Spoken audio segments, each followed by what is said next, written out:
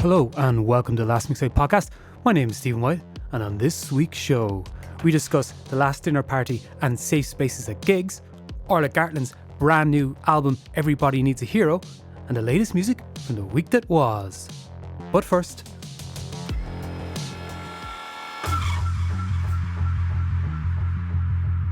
so you like Joy Division, eh?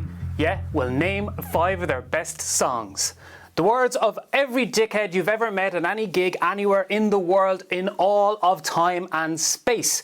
So why, Stephen, are you starting off this week's podcast quoting some dickhead you've met at a gig? Well, recently at the Engine Shed in Lincoln, some male gig goers there to see the last dinner party were on the receiving end of discrimination via the venue's security. In the words of one witness via X, I was funneled into a dark corner with other men, told I might be a pervert because I'm alone, and then taken into a room alone with a security guard where I was interrogated and searched. Feel sick.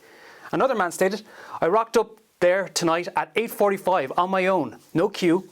I was asked how long I'd liked them for and to name my favourite song. I thought it was a bit strange and the first time I've ever felt like I was on mastermind to get into a gig. Now I've read this, I understand why.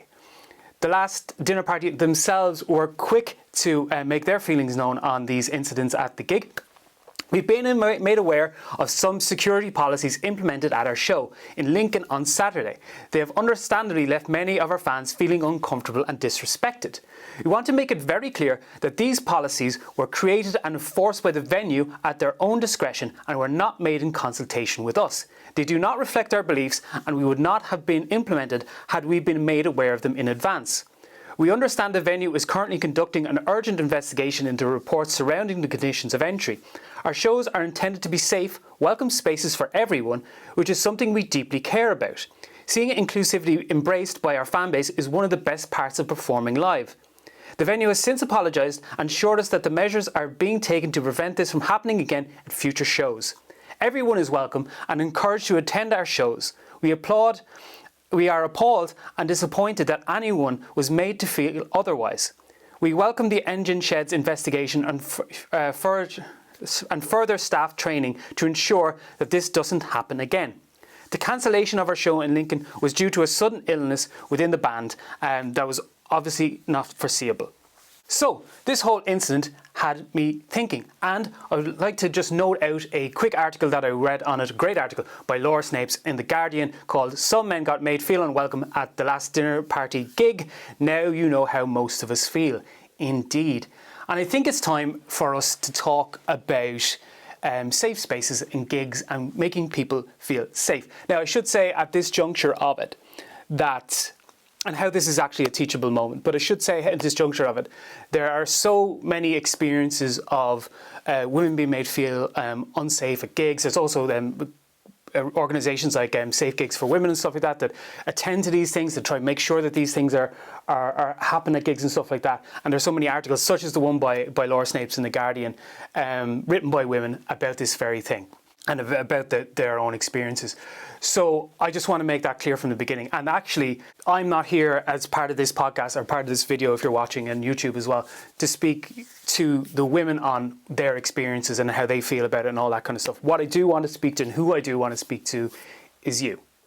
Hi, guys that look like me, because I think it is worth talking about it in those terms. What happened at the last dinner party gig, in admission to the band themselves, and I think the venue too have now seen it, was wrong. It was wrong. It was discrimination.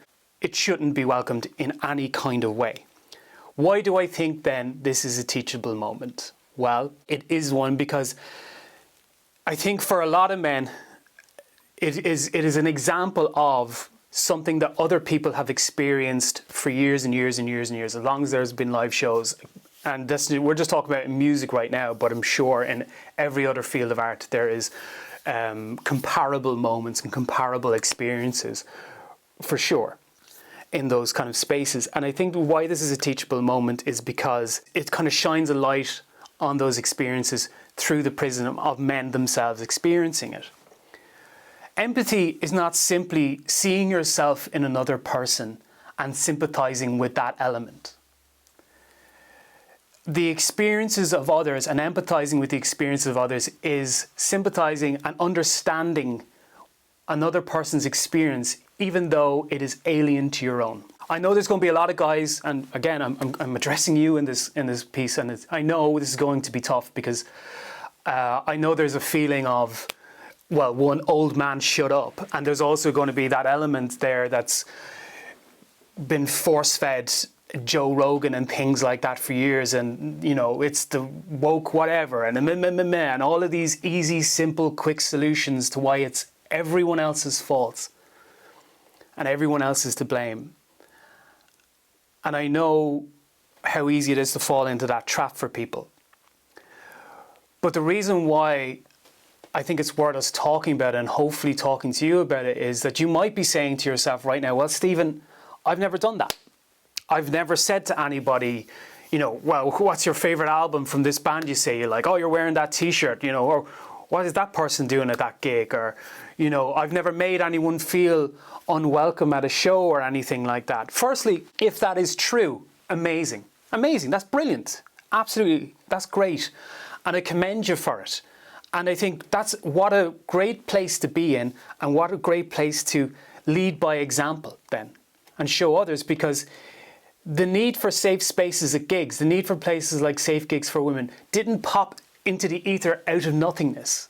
Didn't just happen because, oh, well, somebody one day decided it.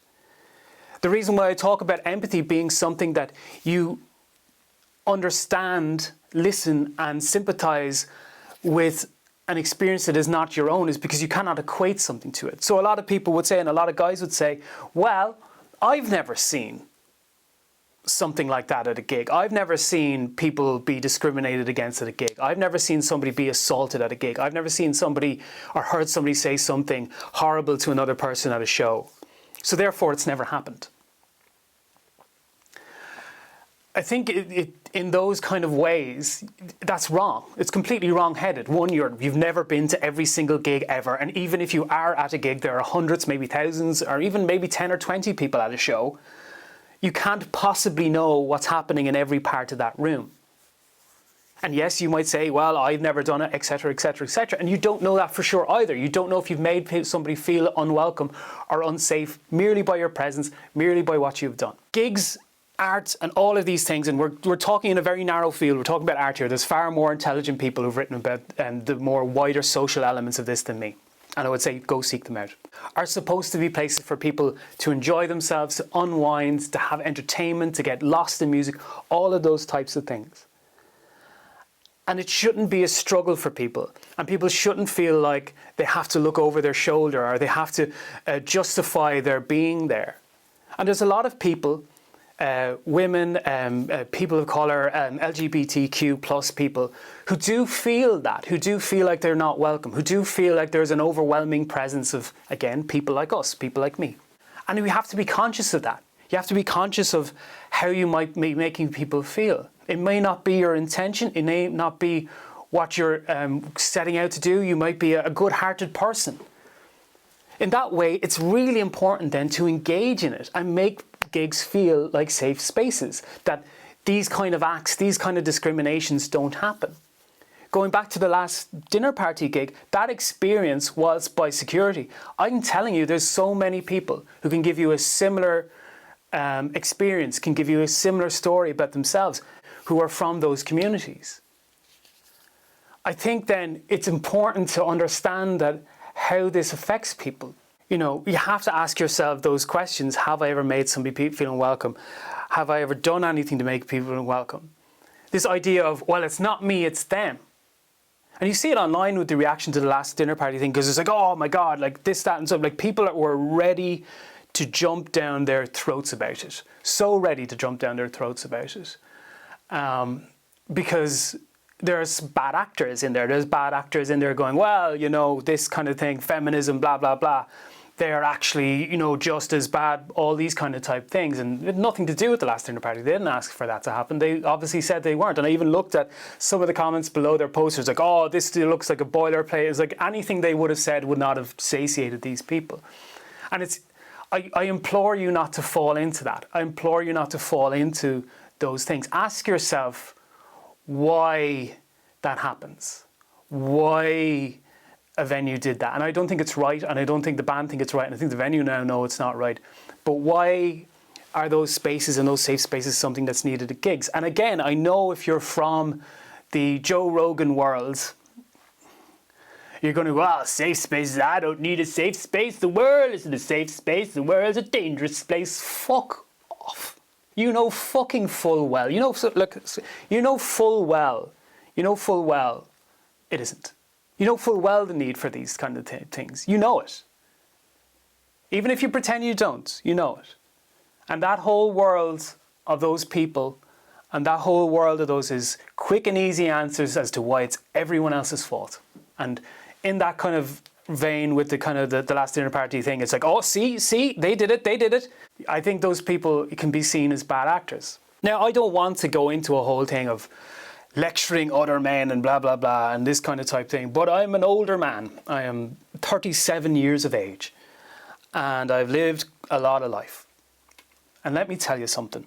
Some of the most important things, and I know, again, for younger people, and I don't, the demographics and all this kind of type things, listening to other people, not sitting there waiting to interrupt, not sitting there waiting to come back at them with, I never seen that, and my mother raised me such and such, and all of these things. Listening to what other people have to say is one of the strongest, most powerful things you can do. Because you're hearing what their experience is, and you don't have to immediately equate their story to your own. You don't have to see yourself in their story or think, oh, have I seen that? It doesn't matter. It's their experience. They're telling you their experience, not yours. There's no point in that. There's no point in them telling you how you feel. It's possible. It is 100% possible to make gigs safe spaces. They are currently, you cannot currently say that they 100% are. They're not. And I'm sure resources like Safe Gigs for Women and places like that will 100% tell you why. And I think if you're in your friend group to speak to women in your friend group who've gone to gigs, I'm telling you, each and every one can tell you a story. Something like that was experienced. It's a teachable moment for men to understand that that experience of those guys at Lincoln, which was bad at the last dinner party gig, was bad. It was terrible. No one should be made feel unwelcome at gigs. No one should be made feel unwelcome at gigs. Exactly. No one should feel that way. And no one should have their experiences diminished when it happens. Toxic masculinity. Stick with me. I know this is difficult in some ways. Is a thing. It certainly was. I can tell you, growing up in my generation, Jesus, I don't think even the term was known or widely known or was in much use when I was a kid. It was just how things were growing up. But it does exist. There is that huge element within us, within men, that is like that. If you are one of the good guys and you're watching this and you're going, no, not me, brilliant. As I said at the beginning, that's so great. But what can we do to make gigs feel safer? What can we do to make people feel safer? What can we do to have a world in which what happened at Lincoln didn't happen, doesn't happen? It's tough, but it is possible. With what happened at the last dinner party show, and you can, as I say, you can see the polarising and the people jumping on the thing. And again, I'm not diminishing those men's experiences, what happened. And as I said with the last dinner party statement, they come out and say it too. It shouldn't have happened that way. Nobody should be treated that way. But where can we grow from this as people? Where can you? I think the next time you go to a show, think about those things. I was at a show by Dreamwife many years ago in the Workman's Club in Dublin. Dreamwife were performing, I think they were in their kind of touring their first album. And much like in the lineage of Kathleen Hanna and bands like that, the singer asked for all the men to move to the back and all the women to move to the front of the show. And me and other men moved to the back. I was photoing, so I moved to the side and back. So I kind of went that way. And as they moved to the back, you could feel the kind of the grumbling and the, all this kind of stuff. Like this kind of idea. And all the band were doing, and all Kathleen Hanna and bands like that were doing, was establishing, one, that their gigs were a safe space, to creating a safe space within their gig for women who go to their shows. The men were not asked to leave, they weren't asked to get out, they weren't told they were horrible, they weren't told they were lesser than, they weren't told anything like that. They were just told, hey, would you mind moving back so that these women can move to the front and they don't feel like they're caught up in the kind of the maelstrom or anything like that. But you could feel there was that atmosphere of, well, kind of going on. Creating that safe space, what they were doing in those gigs, and Kathy and Hannah were doing those gigs, I'm not sure if Last Dinner Party do it at theirs, I've not been to one of their shows. But doing that shows the need for it. One, in the reaction from the crowd, from the men in the crowd, some of them, not all, obviously people move back, but that reaction, and then the feeling that those women who are up at the front now feel, the inclusivity they feel to the show, the connection they feel, is so important. It is a long road and there is no easy solution to creating safe spaces in gigs, unfortunately, because people are people and there are so many of them. But if you are a guy who's watching this and you've made it this far and you don't mind an old fucking man goes, and you're not screaming at a thing going, you woke, me. Fair play. But I think then let's lead by example when we go to shows. Let's show that we understand that there is a dynamic there, that we understand that there is a feeling there, that we can assist and make people feel welcome and included in gigs, whether they are women or people of colour or LGBTQ plus people or anybody should be made feel welcome, as should these men at this show. As I said at the beginning of this, empathy is not the act of seeing yourself in other people. Listening is not the act of merely being quiet while another person is speaking. The stories of others are the stories of others. They are not our own. We don't have to equate them to ourselves. We don't have to see ourselves in them. And we don't have to experience them. All we have to do is listen, understand, and learn from them. Hopefully, from this show and what happened there, we can learn to be better people at shows and more welcoming. But what do you think? Am I wrong? Am I right? Am I completely off base? I don't know. Let us know in the comments below or via steve@thelastmixtape.com. But yeah, those are my thoughts on safe spaces, the Last Dinner Party and the gig in Lincoln.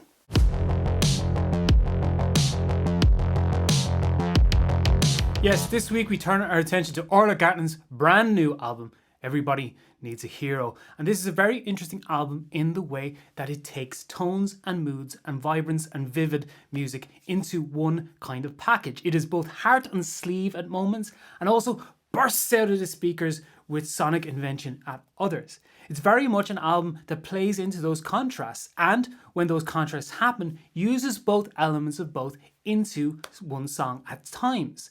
It's a very interesting album in that way. The opening track, Both Can Be True, is atmospheric recording. You can actually hear the piano. It's a piano ballad, and you can hear the piano kind of creak and the sounds of the footsteps, all of these kind of really kind of atmospheric sounds that make for an intimate recording. Those kind of noises pull you in close and make you feel as if, well, this is, just you and the artist. You can just really feel like the song is singing just to you or being performed just to you. And it is a beautiful song and plays into that heart and seat element of Orla Gartland's songwriting, and indeed what has made Orla Gartland such a standout artist and her connection with her fans.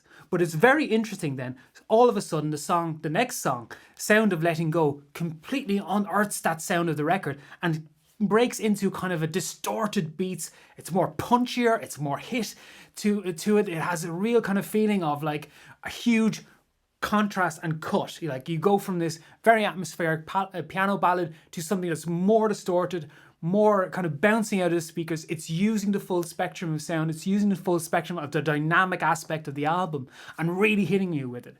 That really sets the stall for the album itself. It's one that plays with the intimate while also going for the grand and going for the big and going for the big swings and the stylishness.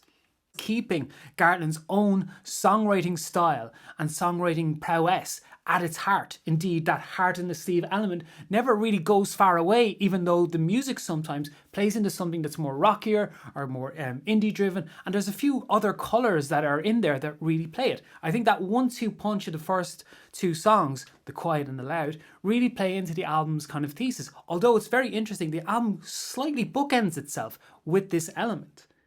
The Sound of Letting Go is followed quickly by Little Chaos, which itself, again, is another kind of indie track. There's little moments of Bowie's Scary Monsters in there, I think, and the guitar playing and in the sounds. Backstreet Driver, that follows that, has elements of Gorillaz to it. The synthesizer really has that sound, and it's a bit more pounding nature to it. Kiss Your Face Forever is also another all-out indie track that plays within the confines of the record. And it really shows off Gartland's ability to write indie and pop and really kind of magpie a whole heap of different genres and play them into her music. And as again, was also keeping that element of the introspection, the honesty, the rawness to the lyrics, the emotional rawness to the lyrics, the honesty with oneself as well, which is the kind of the portrait this paints of Gartland as the artist, as somebody who is very introspective in those ways. The heart of the record once again returns to the forefront, though, towards the end. The final two tracks. Mine is a gentle, scratching, orchestrated song that plays back into the kind of beginning of the album with Both Can Be True, with the kind of atmospheric recording, the kind of more intimate sounds, the grandiosity or the sonic stylization of the middle of the record is kind of stripped away once again, but with the added aspect of the orchestration to give us that intimate sound again, to remind us that Orla Gartland's songwriting is one of intimacy, even when it goes for the more explosive sounds. The ending track, or the title track of the album, Everybody Needs a Hero, is also that, but also feels like it's a meeting of both. It's Gartland joining these two aspects of the record, joining these two aspects of her inspirations, her artistic output, what she wants to do, into one song that is both very gentle at times, but does pull into the kind of the grandiose, the bigger scale, the more experimental elements of Everyone Needs a Hero, or Everybody Needs a Hero. It's an interesting album in that way, and I think Orla Gartland is a very interesting artist in that way. She's most certainly an artist who you can feel has a very strong connection with her fans and a very strong connection with her audience. I saw her play live at the Ivy Gardens once, and you could tell that just the sheer connection she had with the audience was just incredible. Like, you could tell, like, people knew all the words, all these stuff, and that was a good few years ago, and she was amazing. And I just thought, wow, this is somebody who just has an audience.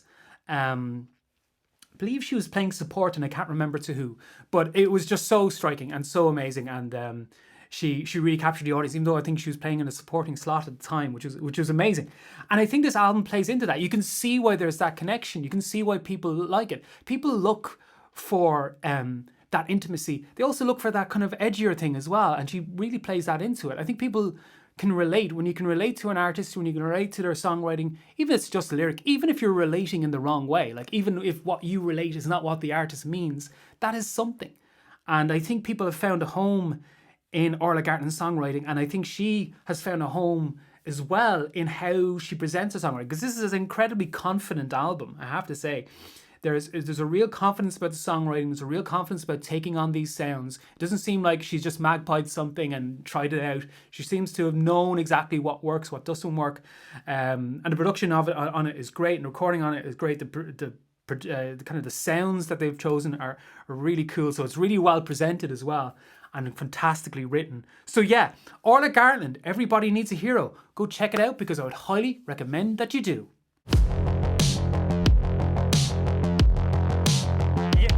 Yes, dear listener, they seek him here, they seek him there, those musos seek him everywhere. Is he in heaven, or is he at the disco? That damned elusive Count of Monte Playlist. Oh yes, the style and profile and limousine ride, jet flying, playlist making son of a gun has once again returned to the shores of Playlistia to bring you another beautiful bounty in the form of TLMT's Irish mixtape on Spotify. Shall we begin? I think we shall, with the Wood Burning Savages and their brand new single Grind Your Teeth, A return from the wood-burning savages here with fury, frustration and rumbling sounds is a buzzsaw offering from the band that leaves no prisoners and no rock unturned to rock itself out as well. And it is a great track and very welcome return from a band that themselves have that force about them, have that kind of by the throat energy, and they are a great act, and it's great to see them back with such a cool single. And yeah, it is very much built out of fury, frustration. You can really feel the kind of, I suppose, would you call it joie de vivre? I suppose you would, because it has that kind of feeling of it. Sometimes that kind of aggressive kind of rock and roll kind of sounds can make. And yeah, it's really cool to see the Wood-Burning Savages are back and on top with a brand new single, Grind Your Teeth. Wood-Burning Savages, check it out, it's on the playlist. Up next, for a little change in pace, we shall go with Leah Rose with her brand new single, The Sting of Rain. And this is a neon, noir pop kind of feeling, kind of sound. The Sting of Rain is such good. It kind of evokes kind of that kind of like in the mood for love, kind of feels for it of noir. Leah Rose has been featured on the podcast a couple of times here, and it's always with these kind of songs that have that feeling to them, that are quite darkly cornered, darkly lit. There's a presence to them, there's a texture to them that kind of has that feeling of a little bit of Bat for Lashes in there as well, with the kind of more ominous, bewitching kind of vibes to it as well. And yeah, it does have that noir pop feel, that kind of rain-soaked neon to it. And I say, in the mood for love, movies like that. It's really evocative of it, really cinematic sound to it, almost something like you'd hear in a David Lynch movie too. And I'm sure all those influences are in there somewhere. But that's Leah Rose and a brand new single, The Sting of Rain. It's on the playlist. Check it out, or check out Leah Rose's music however you want it, because you do you. I'm not your boss. I am the Count. I'm the Count of Money playlist though. I'm not the boss of you. Next up, we have Modern Love, Can't Stop Dancing. Indeed. Yes, they're big swing for the fences indie pop once again from Modern Love, a band that are well able to meet the ambition of their songwriting in sounds that have that feel to them. Again, big choruses, driving kind of verses that lead up to the big choruses. They're really good at that. They're really great at creating that, verse, I'm a big chorus. It doesn't sound like that. That's my own song, copyright the Count of Money playlist though. But yeah, it's a great song from them, and once again it shows their kind of sonic and textural integrity and maturity of their songwriting as well, and just the vibe of their music, which is that of big ambition. And you can kind of see this building for them in cases of bigger venues and sounds and songs that fill bigger venues. We've spoken about that before, the kind of the feeling of music that needs to live in a kind of a bigger venue and performed live. And definitely Modern Love are coming up with that with their brand new single, Can't Stop Dancing. Modern Love, check it out, it's on the playlist. Up next, once again, we're going a little twist again with a brand new single and a brand new artist to the playlist, Sal, and their brand new single, Tough. Tender performance and resonating vocal in this one. Very much a tiptoed song in its performance and its songwriting. It feels very deft to foot, deft to feel.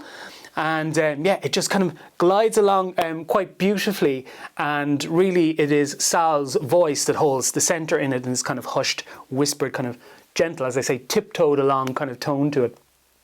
Very kind of gentle indie folk music and offering from Sal that, I think really captivating. When I heard it, I was like, oh, I really like this. The Count liked it, and the Count chose it for the playlist, so it's on the playlist. But yes, Tough by Sal, it's really cool. If you're into that kind of indie folk kind of sound and nice resonances and a beautiful vocal performance, do check it out, because it's on the playlist. Up next, another new artist, The Count. With all these new artists, you are really spoiling us. Indeed, I am, dear listener and dear viewer, through the medium of YouTube and indeed now Spotify. Hello. We're up next. We have Rhea Timpkin and her brand new single, The Difference. And this is a really fun song. I really enjoyed it for just how sonically woven it was, how kind of quirky it is in places. There's a lot going on. There's a lot of chops and changes. There's a lot of interesting sounds, interesting choices going on in the music. It's not exactly what you would be expecting, but I really like it for that. I really like that it doesn't have things that you would expect from an artist.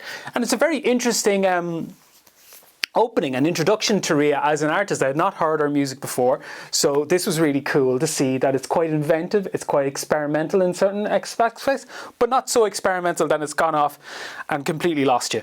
It stays within the world of being a song and being really good. Almost kind of like a brighter side of the Leia Rose that we were talking about a bit earlier. But yeah, I really like this because, you know, it's cool to find artists that are kind of experimenting and moving in different ways and trying different things. And I think this is a really sonically fun track to listen to and a sonically fun artist. And I hope to see more of Ria and this type of stuff because, yeah, as I say, it is very, very interesting. But that is it for The Count this week. Those are the 5 chosen by The Count, but The Count shall return next week. Dear listener and dear viewer, don't you worry. The Count will always be back. And so it goes, and there it went. But before I go, thank you for listening and watching the Last Mixtape podcast here on Spotify, Apple, and indeed on YouTube. If you can subscribe, like, and share this episode, I would be forever grateful. You can also submit your music to me or the Count of Monty playlist, who's very much a different person from me, via Stephen at thelastmixtape.com, and I will make sure that he gets it and considers it for next week's playlist. But for now, that was the Last Mixtape podcast. You were the listener. I was Stephen White. Hey, so long.